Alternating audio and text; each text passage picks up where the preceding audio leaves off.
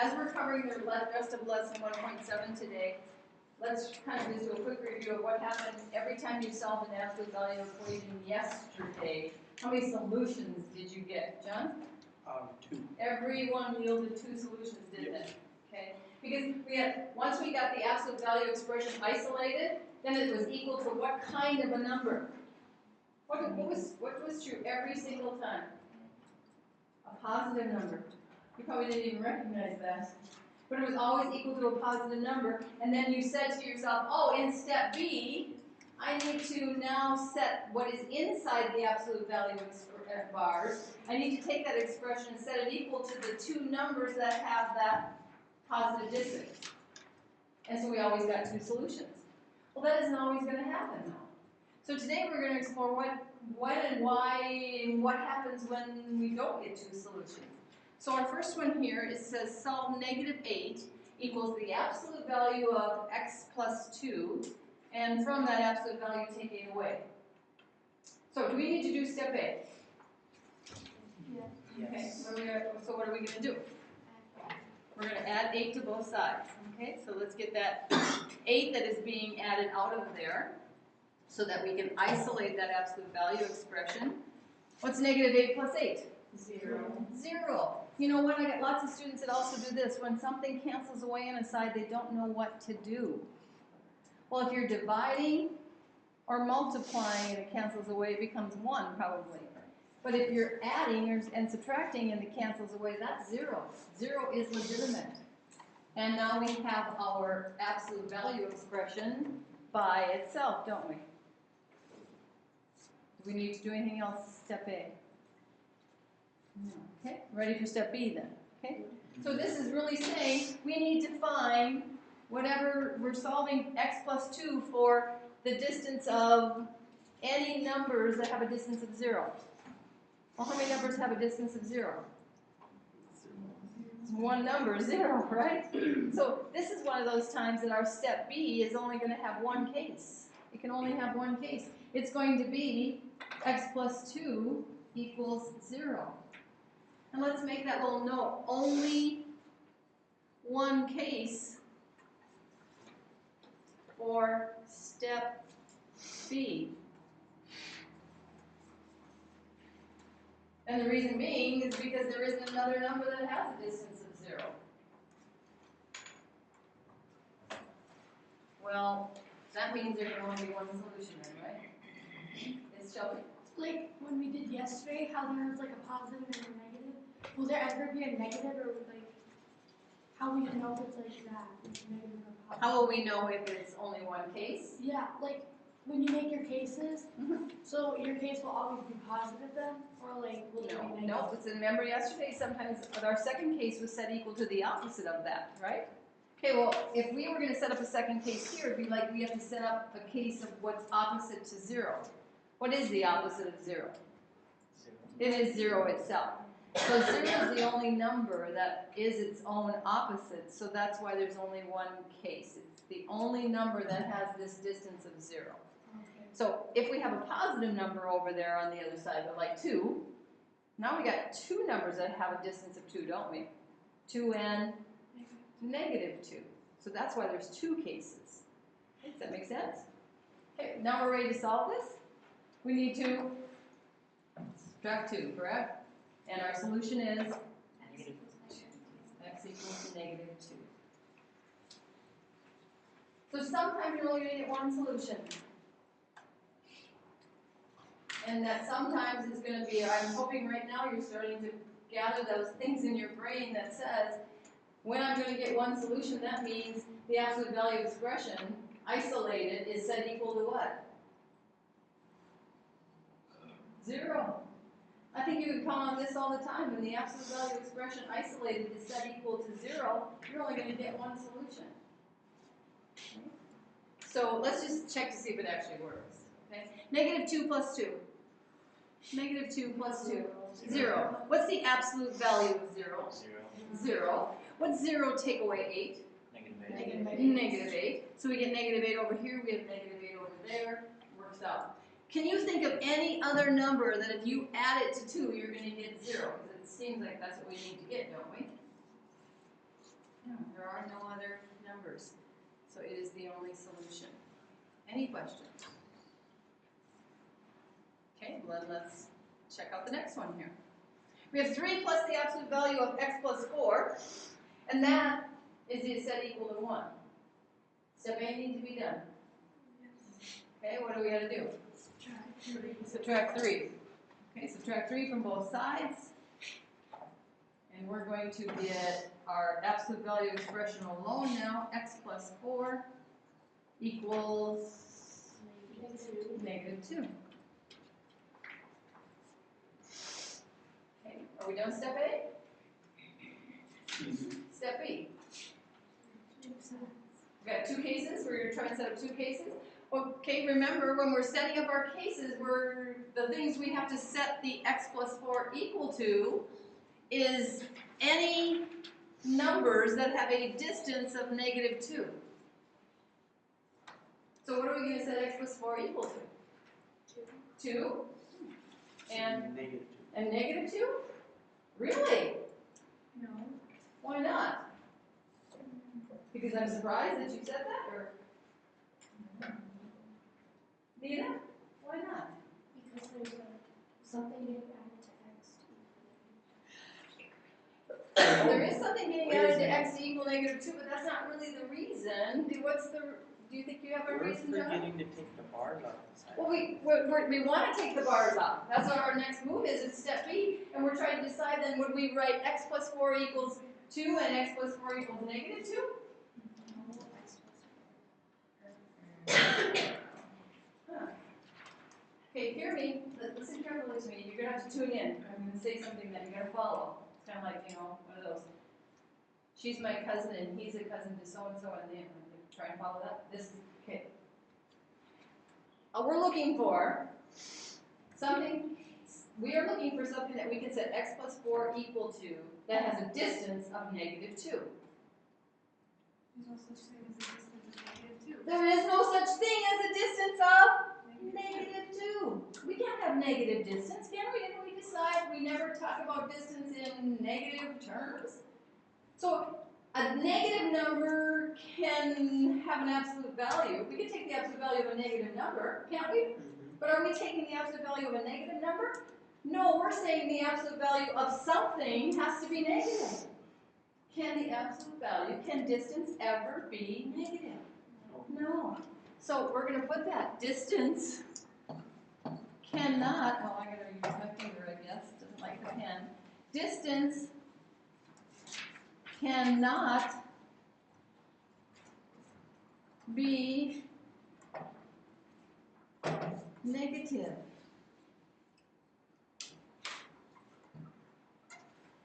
And that's what this is asking it to be. Saying, hey, we want some distance to be negative. It can't be. So our answer is no solution. This has no solution. Some equations just don't have a solution. We found that out in another lesson on some other linear equations. So can you just quick summarize for me? Let's see if you can determine because here's what's going to happen. You get in such a mindset that you always have to set up, in step B, set up 2 cases, that you're not going to even look to see what that number is on the other side. You're just going to go, oh, it's -2, so I'm going to put x plus 4 equals 2, x plus 4 equals -2. But here's what you probably need to start summarizing, whether it's in your notebook or in your head. When the absolute value expression is isolated and it's equal to a positive number, positive distance, how many solutions will there be? 2. Because a positive number shows positive distance, and there are 2 numbers on the number line that have the same distance. When the absolute value expression is isolated and it is set equal to a distance of 0, how many solutions are there going to be? 1. When the absolute value expression is isolated and it is set equal to a negative number, how many solutions are there going to be? None. There's going to be no solution. This is not in your notes. We're summarizing like this. So we have 3 possibilities now of what should happen. possibly in your homework today. Okay, questions? Now we're going to move on to writing an absolute value equation to represent a situation and or a graph. Okay, so here's our, and there's going to, this, for many of you, you're going to be able to come up with the answers that you're supposed to get, but you're not going to be able to write the equation. So let's see if we can learn how to do that. We have a thermostat that is set, so the temperature in a laboratory freezer stays within 2.5 degrees Fahrenheit of 2 degrees Fahrenheit. So what's the ideal temperature? What do they want it really at? 2 degrees Fahrenheit, right? But they're willing to let it go down 2.5 or up 2.5, right? Okay, so it has a minimum that can go down to, it has a maximum it can go up to, and there's this ideal in the middle where they really want it, okay? Find the maximum and the minimum temperatures and graph them. Well, what is the maximum and minimum temperature? Just doing it in your head, what do you think it is? Patience? -0.5. Negative 0.5, so it starts at 2 and it goes 2.5 degrees that way and you end up at negative 0.5, okay? What's the maximum? That's the minimum, right? The maximum, Kenzie? 4.5. You start at 2 and you go 2.5 this way and you're at 4.5. So it looks to me like they should end up right here where I so nicely have them for us, right? Okay, so go ahead and graph those. The middle value or the starting point is what? What's the ideal? 2. The distance is, how much can it vary by? 2.5. 2.5. Well, I kind of give you a model there. I say take the middle away from x and set it equal to the distance it can vary by. So what do you think our equation would be? X minus 2 equals 2.5. Yeah, x minus 2 is equal to 2.5 or 2.5. Now, how do you suppose we're going to know if we have a good equation or not? Substitute your two answers for x. We can substitute it in, or we could solve it. Yeah, let's solve it. Do we need to do step A? No. Okay, step B. What's step B going to look like? Okay, so x minus 2 equals 2.5, and x minus 2 equals negative 2.5. Okay, solve both of those and see if we get the things that we graphed. The temperatures we already reasoned out.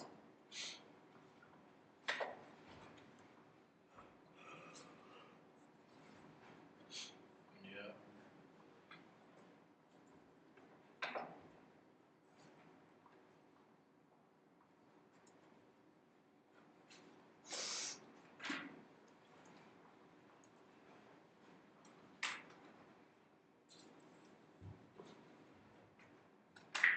It appears our equation does produce those solutions, doesn't it? So what's our maximum again? 4.5 degrees Fahrenheit, that's our maximum. And our minimum is? Negative 0.5. The lowest it can go is negative half a degree. That's our minimum. Okay.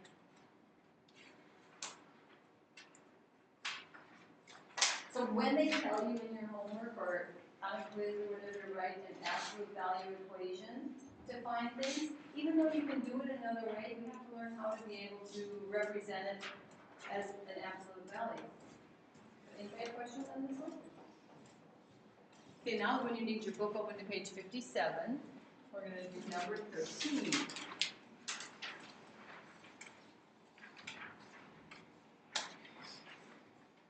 So would you read number 13 to yourself?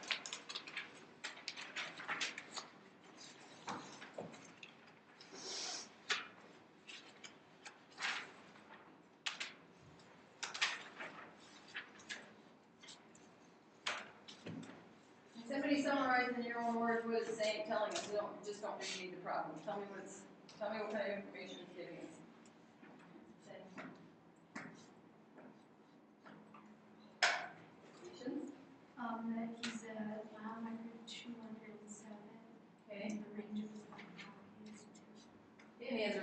2 what?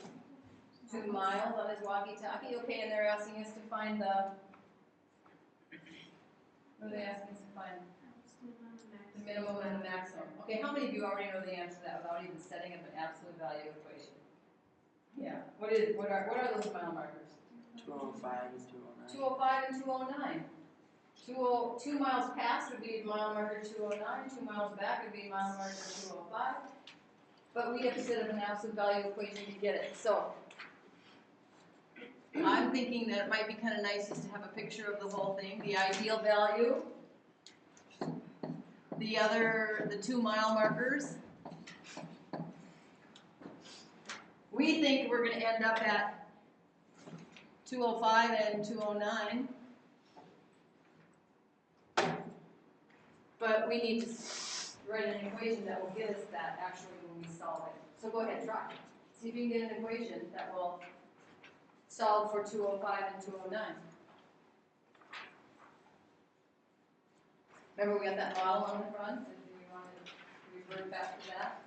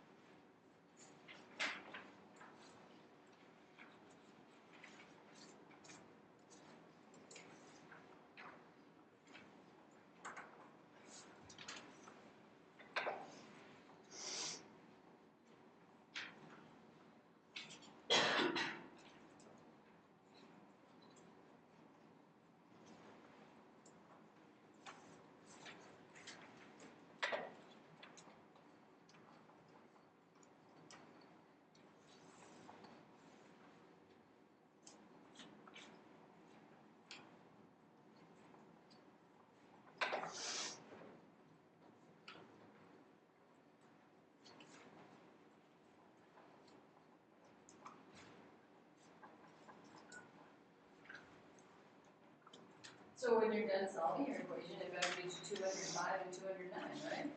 Each of yours 2 cases. So the minimum mile marker is 205. The maximum is 209. You know what we're talking about when we talk about mile markers? You see them along the road? It's those little like green. Yeah, those little green rectangles that have. Does it say mile on it? Sometimes like Yeah, it's it's like like the number, vertical, and then the mile. And then it says mile on the bottom. Okay. So so it can get out as far as the 20, go down to 205 and then go up to 209. And again, these are really simple problems, but we gotta know how to set up the absolute value algebraic equation that represents it. So do you want to ask any questions about it? Okay. Well, then the very last thing that I'm going to do with you is another thing you're going to have to do in your homework today is they're going to give you the solutions on a graph. They're going to say, here are the solutions. So in other words, what are the solutions for this one? X equals -5, x equals 1. So when you're done solving your absolute value equation, you better get those because they gave you the solutions. They want you to write the equation that will get those solutions. It's kind of the same thing we just did, really, right? So go ahead. Let's see if you can figure out your own absolute value equation for this.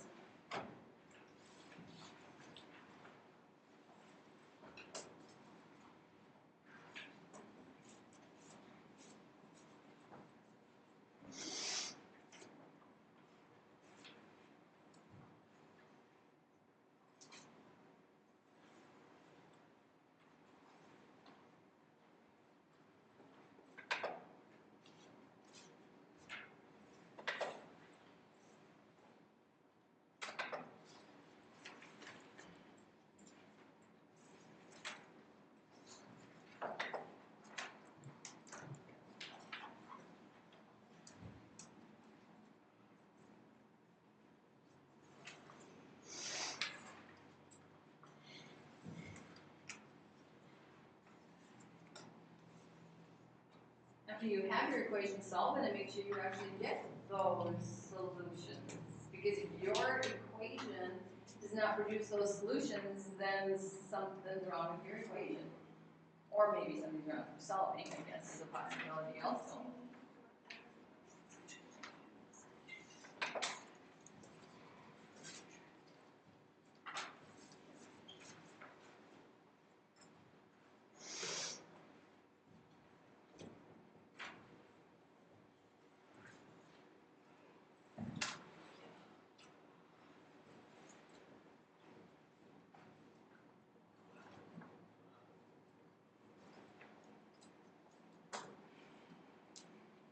How's it going? Did you get it? Those actually easier. Bad? Yeah, it's still subtraction here, wasn't it? It's still subtraction, and subtract your middle value after you find it, and then change it to addition so that it's actually easier to work with. And then set up your step B, which says there's two numbers that have a distance of 3. They are 3 and -3, and solve it, right? And hopefully both of these will get us what we need. This one gets us what? 1. X equals 1. This one gets us x equals -5. So the equation that we write does get, now, here's what happens with students. They write an equation, and their equation doesn't actually get the solutions that are on the number line. So then they just kind of start switching some numbers around and pretending that they're trying to get it to work. And then as I follow it, I'm like, good try, but your equation really, if I sat down and solved your equation, it better get what the solutions are on that number line, legitimately, okay? So remember when you're doing this in your homework, don't pretend what you're doing, make it work. Okay, let's get to work on your homework. Carefully write down, you have sections of things, like here you're doing some problems all along. And then you get to this section, you're just doing the odds. And now you're doing all, that one, all. Okay, so carefully write down that heading so you don't have to be not